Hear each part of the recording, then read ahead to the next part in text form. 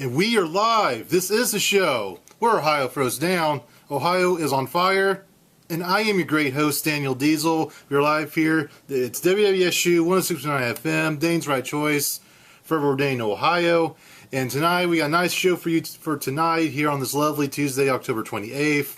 But anyway, we got OMVP later on. I got an exclusive interview with several of the artists that's going to be at DIMMCon 2014, which is my festival that I created. And me and a few others, we came together to put together. It's going to be this Saturday. I can't believe it. We're less than a week away. We got Melvin Robertson, aka Faith Baby, coming on the show tonight. Joe Ben is scheduled to be here. And Mack Perry, the one-man band from Agony in the Garden, he will be here tonight. That'll be at the top of the hour when we do the live interview. We'll do that. And also, when I go to my first commercial, you at home have a chance to win 2 tickets to DIMMCon. I'll make you a special ticket, and just tell me your name. Just come. You have to show up anytime at the old Yellow Cab building this Saturday, and you come in. It's free. But you got to win my contest. Call me here at 937-775-5555 tonight, and be the first person to ask a question to someone that's going to be at Dayton Any Music Madness concert. Ask a question, you win the tickets. It's that simple. So wait about another 10 minutes because I got something to get off my chest. Of course, I got Final Message later tonight, and I'm playing music as part of DIMMCon. It's a DIMMCon theme. Of course, I do the DIMM Weekly Showcase, but tonight it's the artist that's going to be scheduled to be at DIMMCon. So, and plus new, never before heard music on the show. A new one from Chris Cassandra, new one from Melvin Robertson, and a new one from Agony in the Garden. Plus the latest release from other artists. So that's tonight during my playlist when I have my music time. So check that out. That being said, it's now time for the OhioI's on Fire report. And I got a lot of things to get off my chest. This past Saturday, I was a vendor at a convention that may now be considered one of the worst conventions ever ran in any convention in any world. I'm talking about EpicCon 2014. It was quite a doozy from what I heard, and I was there Saturday. It was a 3-day event. Just to give you an idea of what it was, EpicCon was supposed to celebrate all things that was related to the entertainment business and nostalgia from years ago. Like from the 80s, 70s, nostalgia, if you will. It's a big thing now.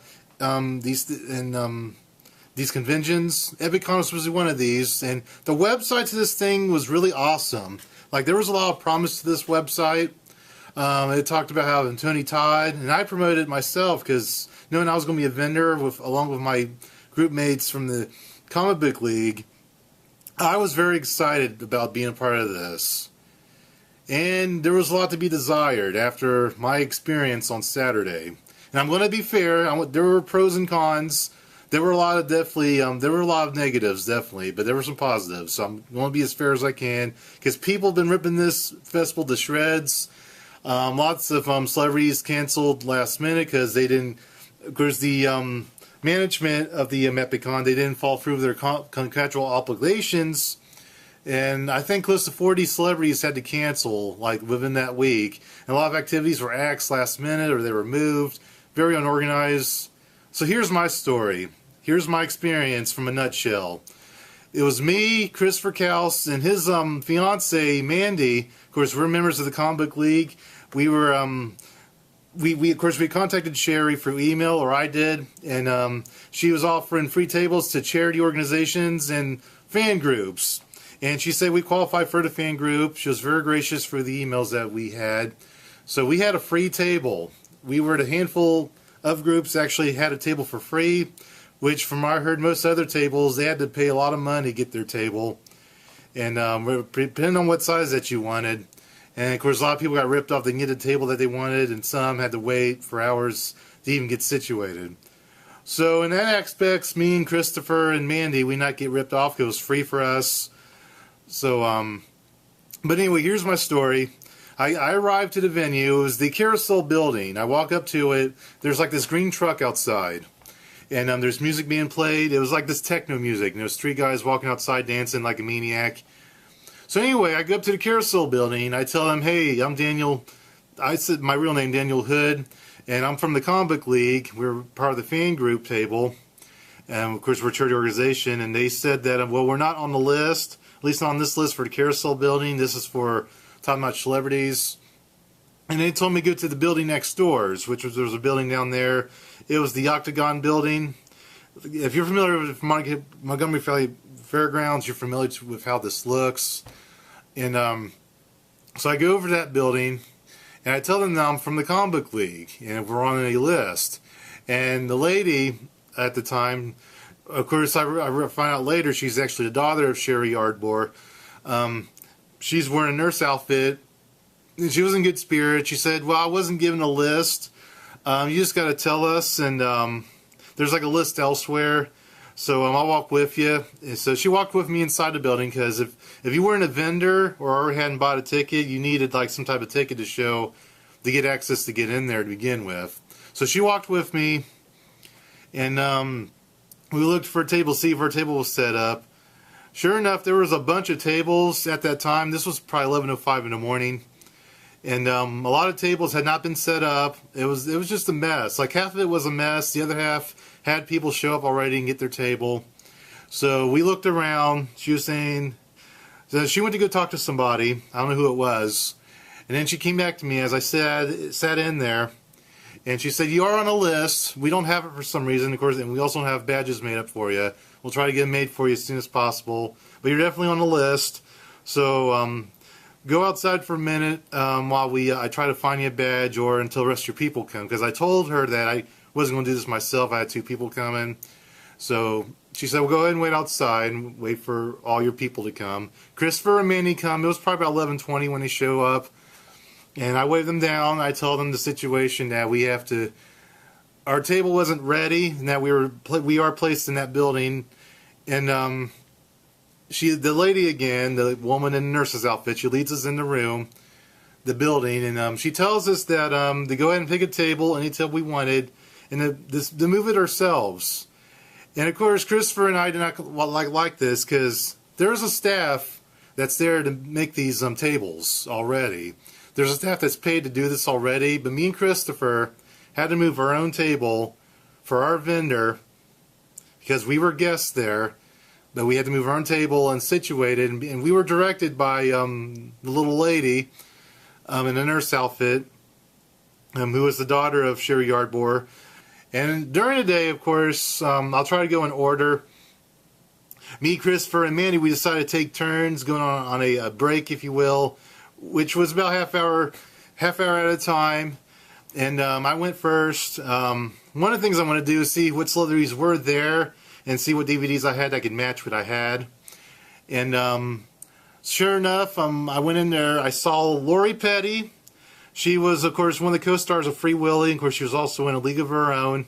She was in there, and I saw Steve Karanis. He was the Red Ranger in the Power Rangers movie. And I saw a bunch of people there. There was, of course, Diamond Dallas Page and Jake the Snake Roberts. They were there, and they were close by. I mean, it was just freaked me out, because there was no big line. They were like right there, and I'm a big fan of wrestling from the 90s, and a bunch of celebrities. Of course, the writer of Night of the Living Dead, the creator, he was there, and so that was a big deal, because he's considered an icon in the horror movie world. He was there. It was about noon when I finally got our badges. I went to the table again and asked that I was from the Comic Book League. And they finally gave us our badges. It was a card, and they actually put it together right in front of me, because they had like a big stack, 30 of them. So one thing they told me was that they decided to open the thing at 11, yet they weren't ready, and they had a lot to do. I mean, they were a short staff. They had a bunch to do. I believe because of that, they should have not began the event until 1 p.m., maybe 2 p.m. They started too soon. They had a lot of disorganization. I will be honest with you. It was very disorganized, except for the carousel building. There was a bit of an organization to that, but everything else was greatly disorganized. But the good news for me, I saw a lot of my friends there, including the one and only Nick Widget. I always call him Widget. It's Widget. Yes, he was at EpicCon, and he was, of course, he was there to see Jake the Snake and DDP. He saw me, he pointed me out, like, "Yo, Daniel." Of course, his birthday was last week, so happy birthday to him once again. It was great. He was great, and we talked a little bit about what we were up to and about what the old gang was up to. So that was good because I love talking about my time here at the station. And he met Christopher. He introduced Christopher, and Mandy met him. We got to talking about movies. And a bunch of other people came to the table. I saw an old friend of mine from high school come to the table. We talked. And a few people, I would say, yeah, it was $1 a ticket. That was our main feature. It was to raise money for the Comic League. And we overall total, we probably raised $27, got 27 tickets. So then we get to the story. I got another chance to go on my trip, or my free time, if you will. And it was my opportunity to get Lori Petty and Steve Carina's to sign the movies, which they did. And of course, now, first off with Lori Petty, she did not look very excited to be there. I did not know the whole story at the time. And she was not wearing makeup. She looked really rugged. She had sunglasses on. She was talking to, I guess, her assistant, and she had a hat on. So it was almost like she was trying to hide, even though she agreed to be there.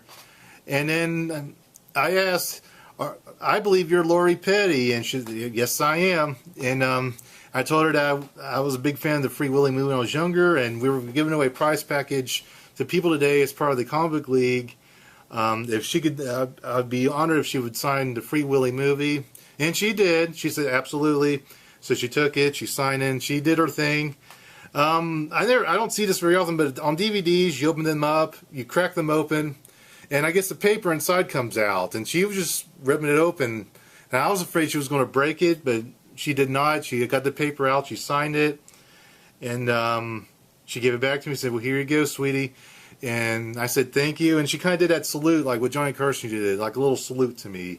She was nice to me. She just seemed, she didn't seem very excited. She wasn't mean to me. She was civil with me, and she signed it. And then I went over to Steve Carina's. He didn't talk much. He's not much of a talker. Being that he's a movie actor, he was like, I told him, hey, I'm from the Comic League. I'd love it if you'd sign, and we're going to give this away to a lucky winner. And he said, sure. He took it, and he did the same thing. He ripped it open, and I was thinking, oh, you might break this thing.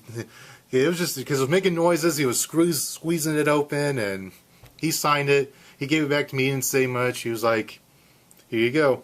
And that was it. And then I walked around a little bit, and I got to talk to Jake the Snake Roberts.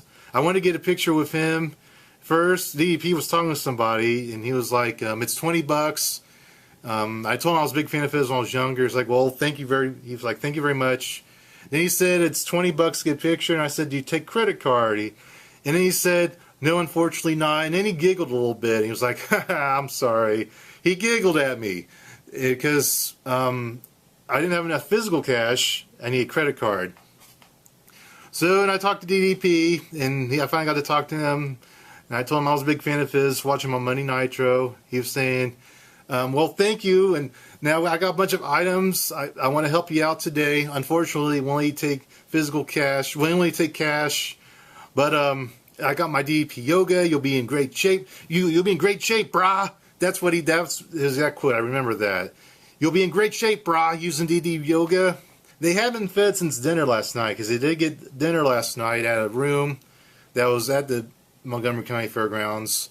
But they haven't ate since then. Of course, some celebrities took the initiative to go get breakfast elsewhere, and some was expecting to be fed.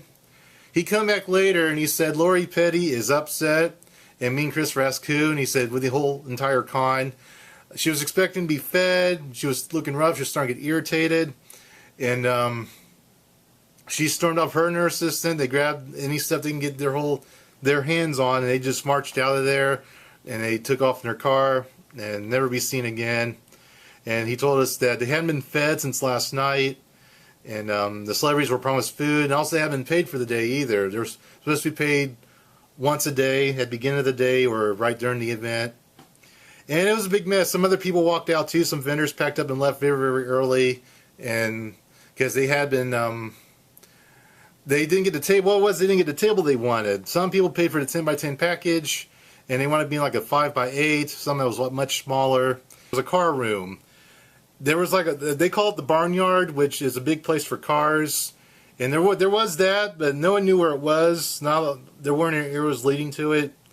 And there was very little foot traffic at all. And the bands were supposed to play there too, which most of them wound up canceling, except for the Skeletones. Yes, it was a big mess. So me and Christopher, we raffled off our ticket. We actually got to use the microphone on stage because no one else was using it. We got permission. And I announced, hey, we're giving away a raffle dollar ticket, win all this. And we announced her name. We finally drew at 5 o'clock. And there she was. And the lady, she was there. She hadn't left yet. So we gave her prize. And yeah, and that was it. We left at 5:30. That was it. Wow. Yes, it was very disorganized. With that being said, yes, this event's been torn apart online like you couldn't believe. One lady, her name is Kat. Kat's convention. She said it was by far the worst convention she's ever been to in her life. She gave it a 1 out of 10. Here's a brief of what Sherry Yarborough said. It came out this morning. This is to address of all the issues from this past weekend. I want to deeply apologize to all the attendees and vendors who feel betrayed, to the guests who were unable to attend, and to the ones who did. I can admit mistakes were made and things did not go according to plan. I did not attempt to defraud anyone, and there has been inaccurate statements being made that I never said. I am only one person with my family, not a large corporation with tons of money. I am a small business owner just like the rest of you. When I thought about doing DIMMCon Ohio, it was to help others out. It was to help Pulmonary Fibrosis Foundation. It was to help Dayton out. Because the Pulmonary Fibrosis Foundation, that's another group that got to be there for free. And so there was charitable cause. She would have charged everyone she was trying to scam. So that told me right there it wasn't a scam. I have always cared about my reputation, my family and friends. I took a risk and took on more than I could handle. I listened to the wrong advice and didn't hear the warning signs and advice from others. And you can read the whole thing at Dane Daily News. It's a really long message. We'll have bad days sometimes. So wait 2 years. Wait for the Montgomery County Fairgrounds to actually remodel it. Because one thing that I could actually blame the city of Dayton on, not necessarily the Sherry Yarborough and her group, they were doing road construction. So people had to wait in traffic. And that's on the city of Dayton, actually, so that kind of added to the mess. So it wasn't 100% her fault. There were some other elements that kind of made it more difficult. And people had to wait in traffic. And it looked unpleasant, too, because there's big dirt holes, people digging in. It just looked unpleasant. So that's on the city of Dayton, actually. So I would wait 2 years, perhaps even go to a smaller venue. Something small, maybe the Dayton Convention Center, maybe even the old cab building, which is the home of DIMMCon 2014, wink wink, and have a smaller budget. And also another thing they should do is have a specific theme. Let's climb the ladder a little bit. Have an actual theme, because the theme was all over the place, and being that it was unorganized, it was just messy. Very messy and confusing. Like, what is it supposed to mean? Is it a horror film convention? Is it a Christmas convention? Are we doing 4th of July? Are we doing porn? What are we doing?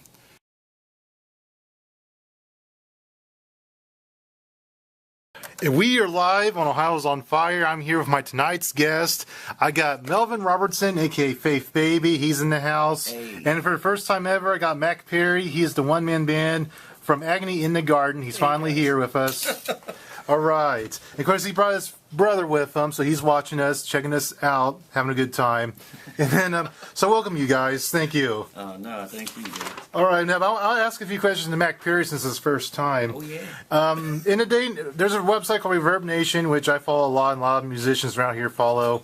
And for the Dayton area charts, you've been the #1 guy for most every week for 3 years now. I want to ask you, what do you think's been the key to the success of having that being #1 for 3 years? What do you think was the main key? Sure luck. No. To be honest, there is no real system that I actually use that works. I try to go every day and talk to everyone I come into contact with, and listen to as many artists as I can, and try to help them the way they help me. That's about it. There's no magic, though. I wish there were. All right. Now let me. Now I noticed. Yeah.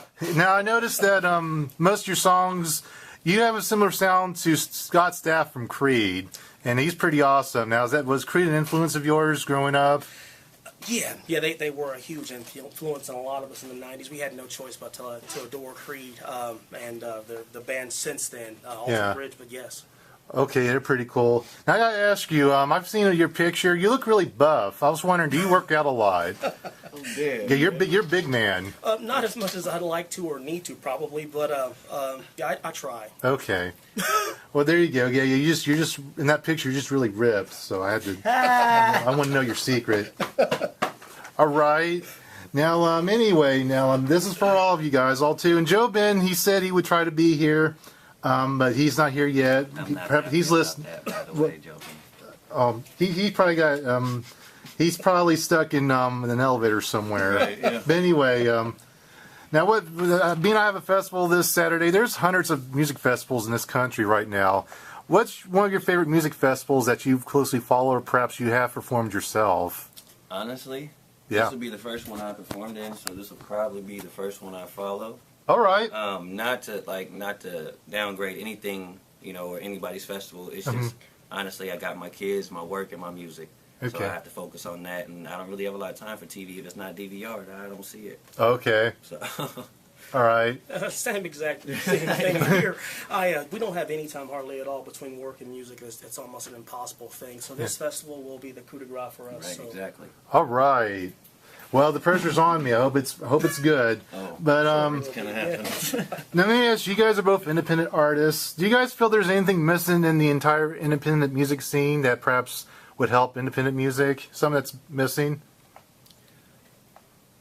I mean, there's a lot that would be missing. Like I was brought up on old school R&B. Yeah.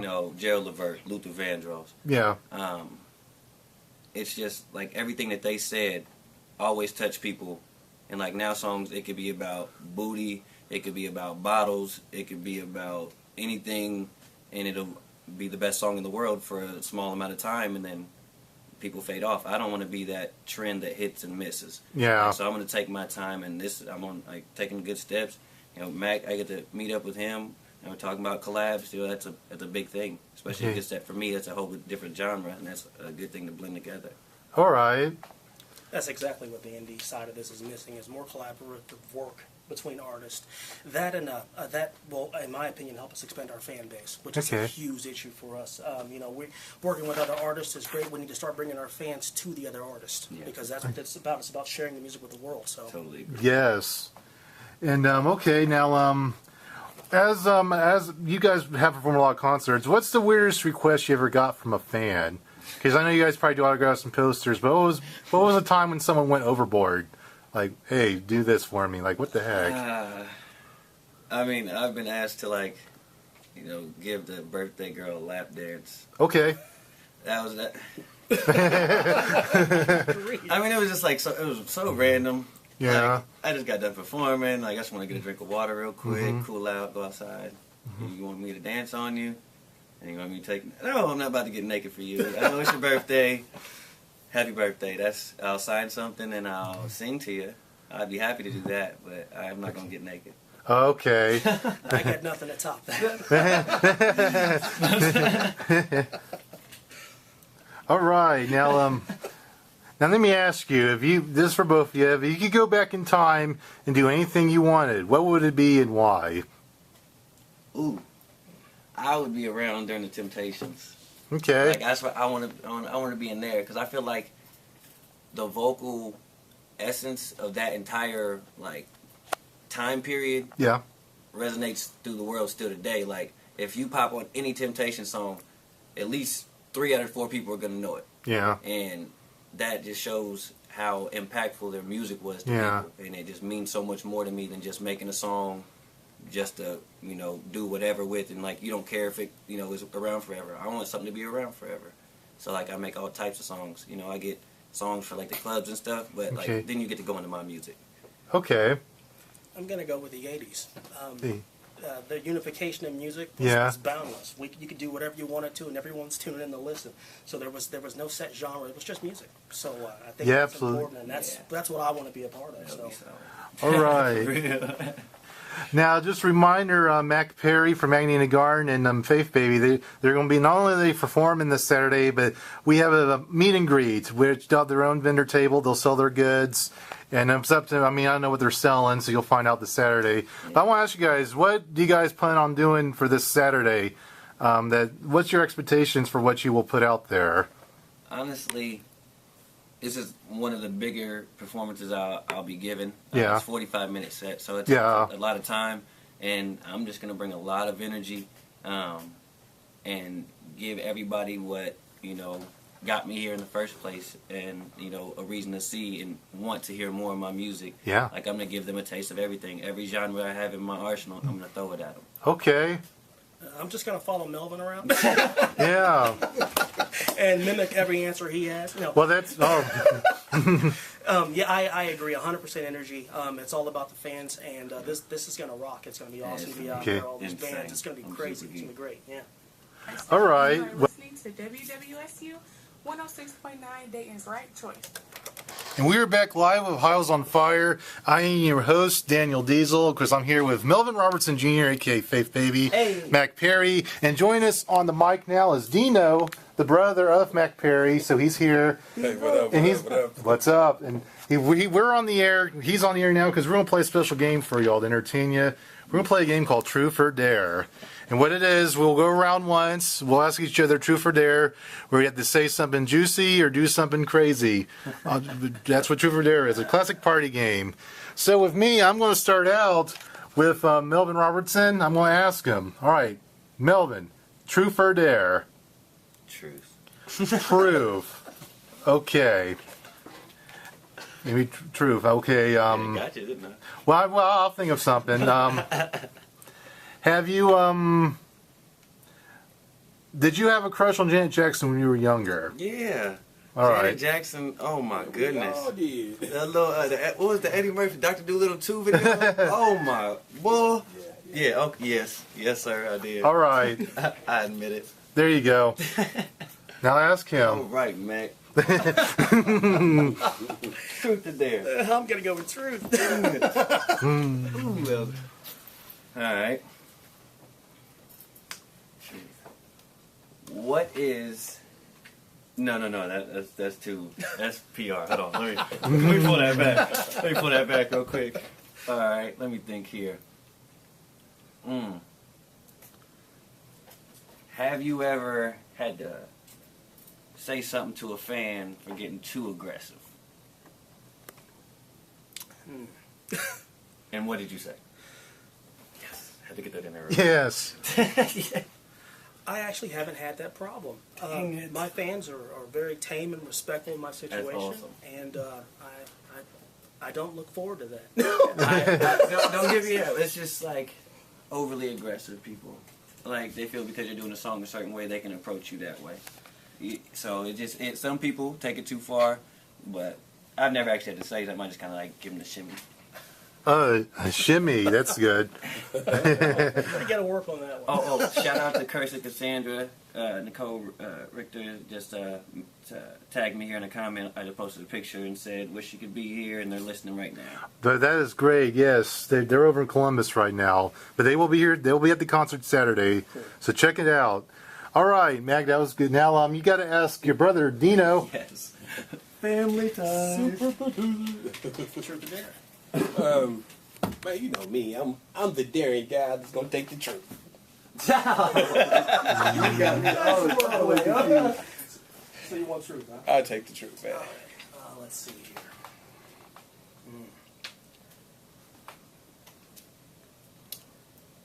Oh, good grief. This is a difficult one. Isn't it? Best act out of Dayton.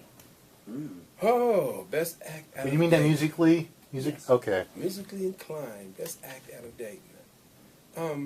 I have to say Mack Perry Agony at the Garden, baby. That's what I was gonna say.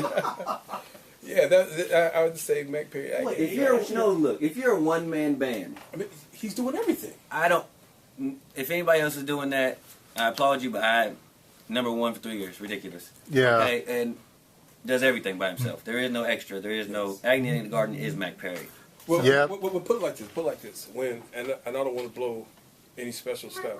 When you have special requests from artists like Creed, Mark Trelawney, you got Seven Dust band that's planning on working on a project with you. That's major. You can't say nothing else. The Rock Doctor from Australia, working with you. That's something major, man. A lot of people here don't really look at the credits and the credentials behind these people who've actually pledged their artistship to work with you. That's major, man.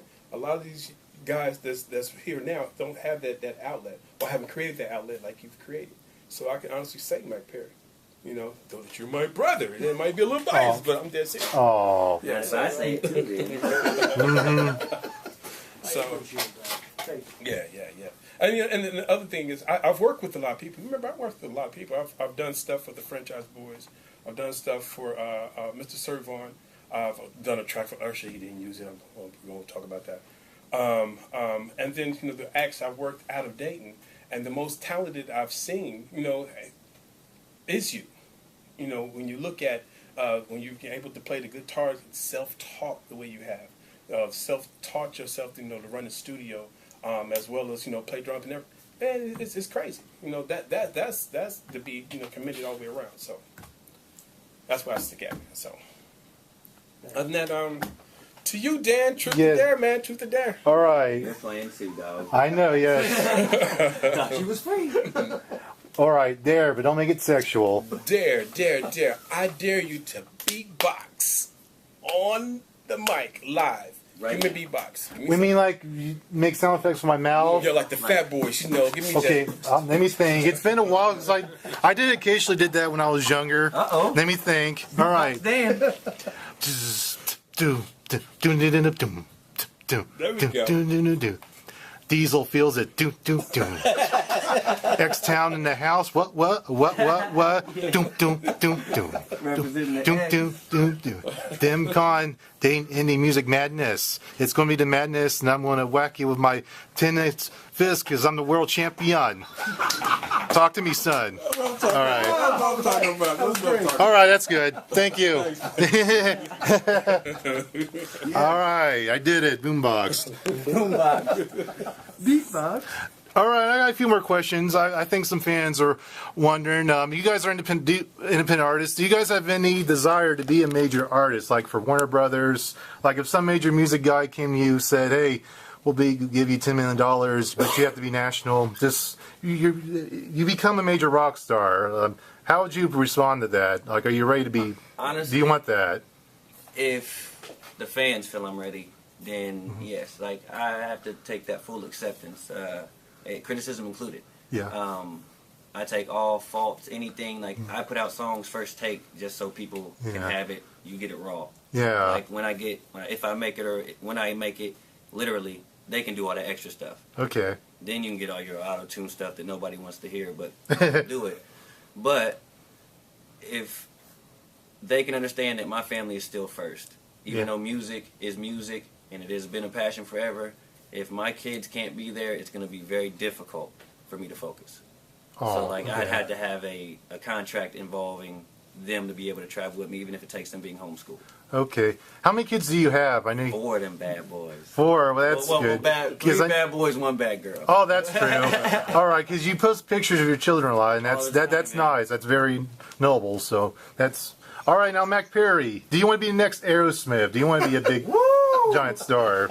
Hey. I mean, because you guys, I asked that. I mean, you guys are really good artists, and you're local. Like every market has their own artist that's hometown, and it's really hard to make it big. So, is that something you dream about? Just be big? Actually, I don't at all. Okay.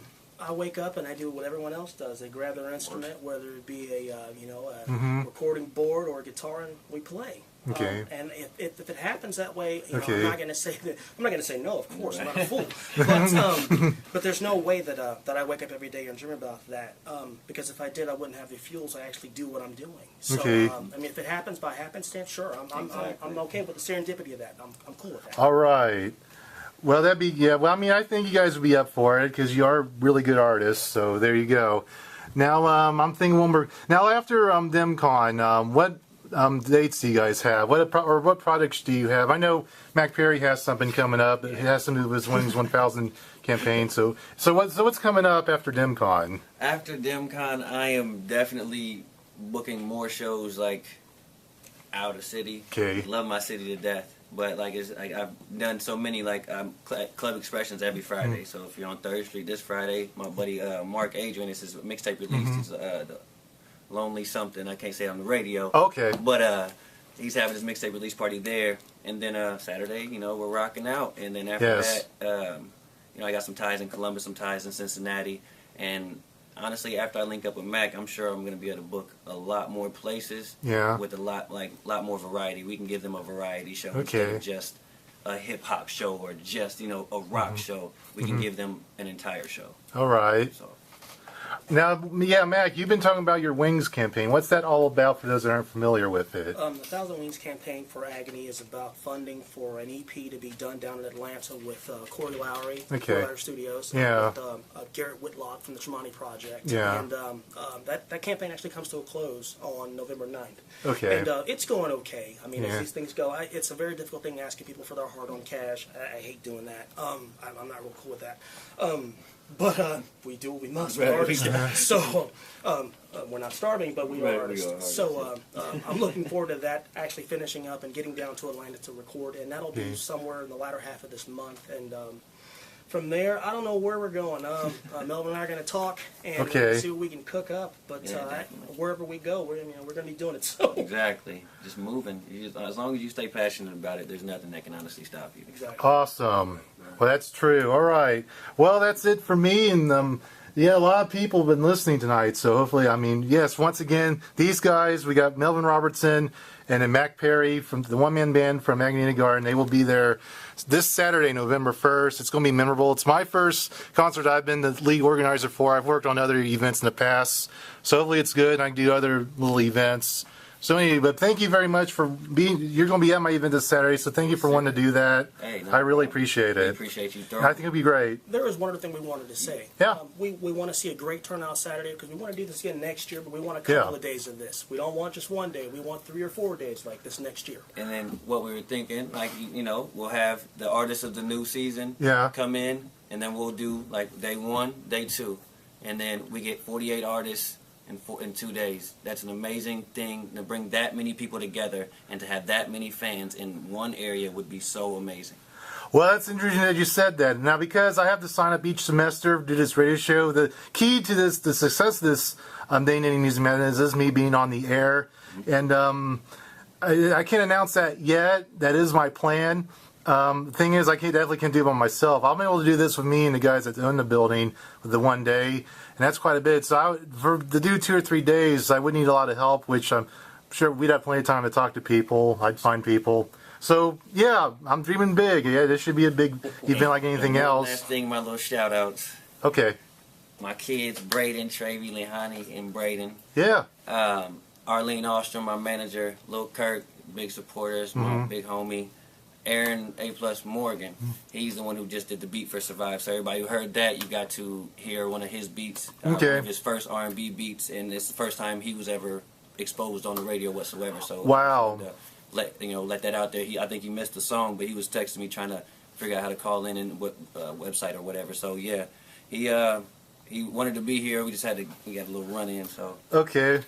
Well, that's fine. Well, I was glad I was able to do that for him. I know a lot of people get their first airplay on college radio like WWSU. Okay, well, yeah, once again, Dino and Mack Perry and Melvin, thank you guys for coming. Hey guys. All right, see you Saturday.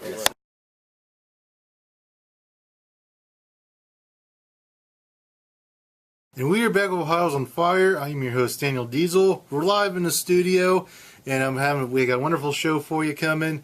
Right now, it's time for another segment, and I think it's everyone's favorite segment. I do think it is time for OMVP, Ohio's most valuable pedestrian. Ooh, ah, do do do do do do do do do do do. All right, that's my horn music that I made myself use my thumb. Anyway, OMVP goes to an individual or a group of people from the state of Ohio that did something interesting or something weird in a good way. And I give it out most episodes. It's an award. That's not really an award, but you get the idea. But anywho, this week I want to talk about a group called Rockstar Pro Wrestling. Yes, this might surprise you, but and actually that allows me to talk about EpicCon again. It was quite a Saturday. Rockstar Pro had a presence all 3 days at EpicCon. I know on the Saturday and Sunday they had a 2-hour wrestling show. I was able to watch about an hour of the wrestling show before I left for today. After we got done with my inventor table, Rockstar Pro had a show on. And of course, they uploaded pictures. One of my friends, which I kind of forgot she worked for them, she goes by Ghost Anita. She is a student here at Wright State University. And she was working the vendor table that Rockstar Pro had. They had championship belts, T-shirts, DVDs, the whole 9 yards. It was something. I think too that they also said they only take cash.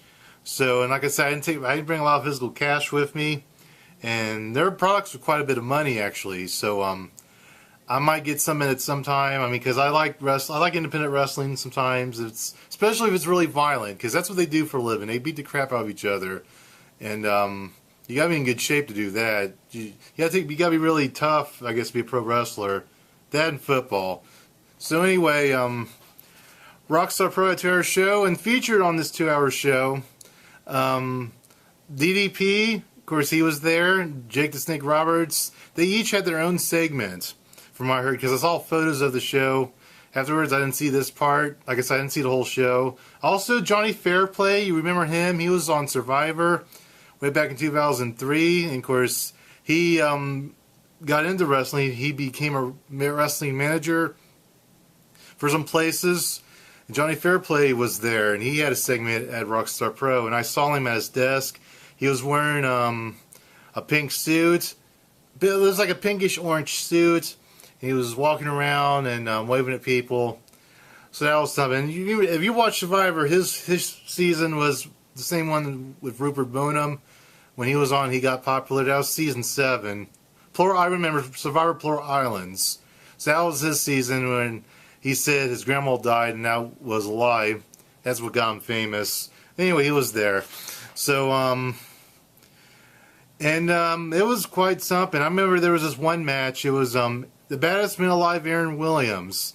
He got on this top rope, and I was actually a few rows back, and there's like this big red tent that blocks the public from certain areas. But he climbed up so high up on that rope, you could see him above this red tape. It looked like he was on top of that red. I forget what you call them. Call it a bunch of different names, like a background that it protects the people from getting into the rain, and the people are in the audience. But he was high in the air, and he got his binoculars. He used his hands to make binoculars, and that was wild. And they had a match. And of course, the referees back and forth. Ghost Anita, she's also a referee. She rotated with another lady. I don't know her name, but she was in a all-white face paint, kind of like a scary Halloween theme. So they had 2 women referees. So that was something. And at the tag team main event, I believe the tag team titles were on the line. It was OKI4, which actually is Decrease Irish. They used to be called Irish Airborne, and I had them on my show 4 years ago, so that was cool. They had a match, and they took on a couple of opponents. The other thing, there was a guy, I don't know if he wrestles, but he was walking around the convention. He came to me and Christopher's table. He was wearing nothing but pink underwear and pink straps. Pink overall straps, and that was it. He had pink boots on. Everything was pink, and he was walking around. He had no shirt on, so you could see his stomach and everything. And turns out he is a wrestler for Rockstar Pro, and I guess he has a really goofy character. And he walked to our table. He didn't say nothing. He kind of walked around. I think he was in character. And on several occasions, a lot of the wrestlers would come in and flex their muscles. Oh yeah, and Evan Bourne. I believe he was at the event. He used to be, he's not Evan Bourne anymore. That was his character name in WWE. But he was there. And they were great. They had good spirits. It was a pretty decent show for an independent wrestling show. The crowd was in it. They had good matches. And they had good attitude. I mean, they stayed the whole weekend. Most of them stayed behaved. And so I tell you what, they've been in the Dane area for close to about 8 years now. So that was pretty cool what they do. I've been to a few of their shows on Wednesday nights. and they were the bright spot of EpicCon, especially for those that like wrestling. If you hate wrestling, that kind of added to your misery at EpicCon. I know some people hate wrestling. So, with that, Rockstar Pro, you're an awesome independent wrestling organization in Dayton, Ohio. So, Rockstar Pro Wrestling, you are OMVP, Ohio's most valuable pedestrian. Round of applause. The Rockstar Pro. And the guy in the pink underwear. Good job. That means he's OMVP also. First off, before I get to my final message real quickly, although I am the league organizer for the DIMMCon 2014, and I have some experience putting together events such as this radio show. Radio shows in itself are an event, booking people and making a time for them, and I've been to a lot of concerts in my time. And what I'm doing is very manageable. The venue's not too small, but not too big, and I'm familiar with the venue. And and it's all possible thanks to, first of all, thanks to WWSU 16.9. I was able to do that tournament, and a lot of people listen. We have a really nice audience that listen to independent music. And I was able to make something special out of that, and that was my idea for the tournament. The tournament is similar to the March Madness tournament in basketball. It's a big billion-dollar business, and it makes people so happy. It's fun to watch. It's really the only time I really watch basketball is that March Madness. There's a magic quality to it. And tournaments are popular, and that's why I wanted to do a music version of a tournament. And I did that, and then a bunch of artists who got to know me, they realized, hey, you can do this. Let's have a concert. You can do this, and you show you some people. And, of course, that's why I also want to thank the people at Old Yellow Cab Building, Mark Jeffers and Jeff Opt, and, of course, Mark Jeffer, his girlfriend, Terry. They have been helping out too. Of course, I've been in charge of contacting talent and negotiating with them and all the food vendors. They're on the production side. They're the ones that's providing the stage, and they're providing it's going to be good shape. And they do promote my show also. They're promoted at their website now and telling people about it. But they're in charge of production because they're really smart people. They have their own business. Their own business is what allowed them to buy the building. So it's me, Terry, Mark Jeffers, and Jeff Opt. We've been the ones organizing this event, and I hope you really like it. I hope it's better than EpicCon. If it's better than EpicCon, then we did something right. All right. If I can get a 7 out of 10, then that's for a first-time event. Then that's good. I'll be happy. Anyway, so with that, it's time for final message. I didn't get to this last week, and this sort of meets the EpicCon theme, and so I'll let that go after tonight. Although I think Sean Bergen might want to talk about it next week because he also canceled. So yeah, it's the gift that keeps on giving. But anyway, but I want to talk about my favorite movies, my top 9 favorite childhood movies of the early '90s because I was a little baby boy in the '90s. When Melvin Robertson had his crush on Janet Jackson, I was watching movies. And I made a top 9 list, and I'll explain why it's on there. And I'll go through I made a nice flow of it. But at number 9 was Camp Nowhere. Number 9 is Camp Nowhere. That stars Christopher Lloyd.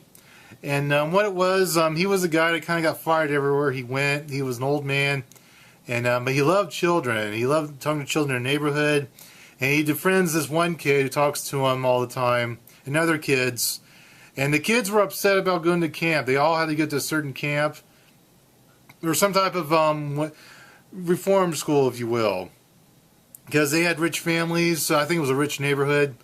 And the kids didn't want to go to camp. They hated it, and I think they hated their parents. So Christopher Lloyd, he cracked up an idea. Well, what if you went to the camp of your dreams? And then they made up this big lie. He would meet their parents, tell them about military camp. Like the one kid was military camp. He'd tell the father, oh, he's going to be in good shape when he goes to military camp. He'll be disciplined. Then the other kid, it was arts and craft camp, where he learned to be a painter and learned to be music art. It's been 5 years since I've seen it. I just not really enjoyed it. And turns out they got together, they duped their parents, and they go to a camp experience of a lifetime. And when it was just funny. It was funny and thoughtful. I honestly think it should have been nominated for a Golden Globe. It's a good movie. It's not too outlandish. The characters have a nice fit to it. But anyway, Camp Nowhere. If you haven't watched it, it's Christopher Lloyd. And also, the guy that played Biff, he's in it too, actually. He plays a cop. So, Christopher Lloyd and the guy that played Biff, that's not his real name, they reunite. Number 8 is Aladdin, the Disney movie from '93. I love that song, A Whole New World, and it's a really good, beautiful looking cartoon. There is some evil to it. The bad guy, Jafar, and the parrot, who was played by Gilbert Gottfried. And of course, late great Robin Williams, who's the genie. But that's number 8. Number 7 is Free Willy. Yes, I love that movie. I love that whale. And I still love Lori Petty, even though she stormed out. But I don't blame her. She signed my movie, too. And that kid that played a little boy, he was a troubled little boy. He had to, I guess as probation, he had to go work for SeaWorld. And that's where he met Willie. And of course, the tamer was the Lori Petty character. She would pet the whale and show him how it's done. And then he fell in love with whales. So that's number 7. And of course, Michael Jackson, he has this song, Will You Be There? Number 6 is North. North, it's about a boy. He hated his parents too. He wanted new parents. He wanted to be adopted. And he was a super talent. He was good at baseball. He had 4.0 in school. Of course, the father was John Lovitz. I forget who played the mother. And he had this dream sequence where he was like a free agent. He wanted people he wanted parents around the world to draft him, to be his new parents, and not be an embarrassment to him. So check that out. That was North. It has a twist ending, let's say. It was really good. Number 5, The Sandlot. Oh, The Sandlot. Yes, it's the ultimate baseball movie for kids. And you know what that reminds me? Yeah, speaking of kids, I hope, Liz, I hope you're still listening. I remember your question. I almost forgot. I apologize for forgetting for a few minutes. Yes, Liz Bodwell had a question for Mack Perry because that's her favorite band. And she wanted to know from him what message did he want to convey in his music to the younger audience. And his answer was, don't let anything get in your way. Seize the day. Carpe diem. Because you can do anything in this world. Mack Perry, he wanted to be a musician since he was a kid. So he knew that was for him. But people have other passions, even kids, so follow your passion. So that was Mack Perry's message to kids that listen to his music. So Liz, I hope that answers your question. Yeah, it took me a few minutes to get to it. I almost forgot. Silly me, but that's there. So there you go. Anyway, also, yeah, let me get back to my countdown. So I answered the question. Number 5 was The Sandlot. Had Smalls. He couldn't play baseball. And then he meets up with a bunch of kids in the neighborhood that could play baseball. They taught him how. And then Wendy Peppercorn, she was a lifeguard. And she was a sexy lifeguard they all were in love with. So watch the movie. If you haven't seen The Sandlot. It's all about kids playing baseball during the summertime. And they have a lot of free time in the 1960s. So set in the late 60s. Dennis Leary is in it. He's the stepfather. Number 4, The Lion King. Oh yeah, The Lion King. It had James Earl Jones as one of the lions. And actually, James Earl Jones, he's in The Sandlot. So we got some back-to-back James Earl Jones. He was in The Lion King, and also Jonathan Taylor Thomas. He was Simba, little Simba, and really good movie, well done movie, and one of the better soundtracks ever made to an animated film. Thanks to Elton John and Tim Rice. I love that Elton John song he does. Elton John, he does The Circle of Life. It's the Wheel of Fortune. It's the Leap of Faith. That's deep. Whatever you feel about homosexuals, Elton John is deep. He's the man. I don't care who knows it. He's the man. Number 3 is My Girl. It has a young Macaulay Culkin, and I forget the woman that played the little girl. And of course, Dan Aykroyd was a father. It's about a summer vacation that her and her family take, and she meets a boy. And I won't spoil it, but they fall in love, and something happens that will make you sad, involving a little girl and a little boy in that movie. But I like My Girl. Number 2, this shouldn't be surprising to anyone that knows me. Teenage Mutant Ninja Turtles, the 1991, the first one. I have dreams about that sometimes, because that was the first movie that I wanted to see ever. my mom and grandmother took me. It's just a good movie. It does have a good rating on IBDM. I know the next two after that sucked hard. The first one is a classic. It was well done. The lighting was perfect. The Turtles had charisma. They had the charm. And it was an independent film. And let me tell you some independent films, they speak their own language. They didn't have any restrictions.